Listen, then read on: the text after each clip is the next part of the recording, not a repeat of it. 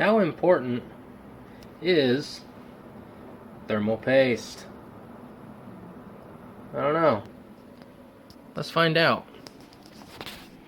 I have my wife's computer running Prime 95, heating it up. It's been running for about 5 minutes now. I'm going to run it for a little longer so I know for a fact that the temperatures aren't going to get above what they already have, 73, 73, 69, and I'll see what happens. I'll get back to you. Alrighty, fellas.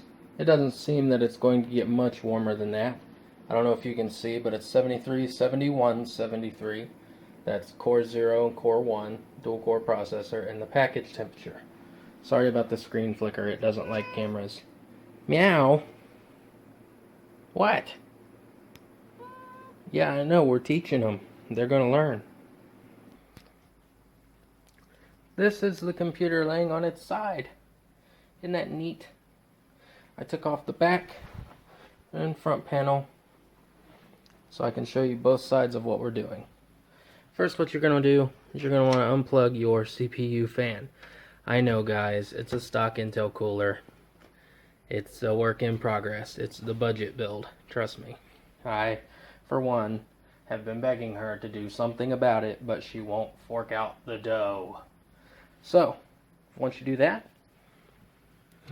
on this one particularly, you'll see these little clips. You twist them, and they release. 1, 2, if you can get your big fingers in there, 3, and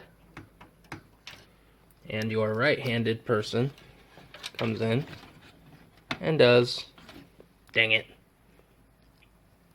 there wasn't a jump cut there. Once you twist them, you will pull up slightly on each one and wiggle. Lots of wiggle. And it's free.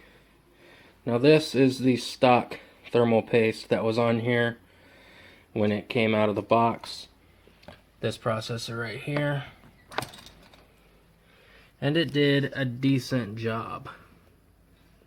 It did not cover the CPU very well, but keep in mind there's a heat spreader on top. The CPU is actually a little square underneath that. We'll get into that in a later video. But for now, alcohol is your friend. Rub, rub, rub, rub, rub, rub, rub. Nice and clean with the alcohol in a lint-free cloth.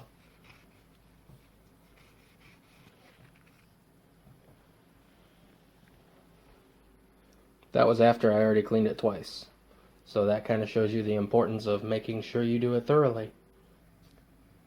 Nice and clean. Just like this right here. As clean as you can get it, guys. Just do a good job. The work is in the prep. Sorry it keeps flipping up the landscape in picture mode. Now for your thermal paste. I use this, but I also have whoosh, this that came with my cooler. This is my spare for if I run out of the other stuff that I like. This is my baby. It's been on pretty much every computer I've built for myself. I've never had an issue with it. Let's see how much it is better than the stock thermal paste application that comes on a stock Intel cooler. Go! You do not need a lot.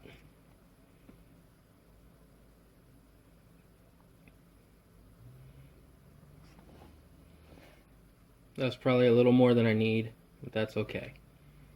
Let's get on with it. Turn your little corner guys back to the direction that they were before you turned them to loosen them. Apply it evenly.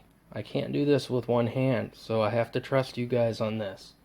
Evenly apply pressure and tighten them in a cross pattern. Top left, bottom right, top right, bottom left. Something of that sort. Alright guys, I'm going to put it back on now. Be ready. When you put it on, Make sure the little black dongers are sticking through, because if they are not, that means that it is not seated properly in the computer. Whee! Look, I took the sticker off. Look guys, it booted. Immediately starting off, we've got a lower idle temp, sitting around the 30-degree mark, whereas before, we were sitting around 32 to 34. Alright guys, there's the proof in the pudding. Top temp, 71 degrees, 68, and 71. Before it was 73, 70, 73. So pretty much that's actually dropped us 2 degrees across the board. I mean, is it worth it? No, not really, unless you're really worried about it. I mean, it was basically a $6 temperature drop with a stock cooler, so that's kind of neat.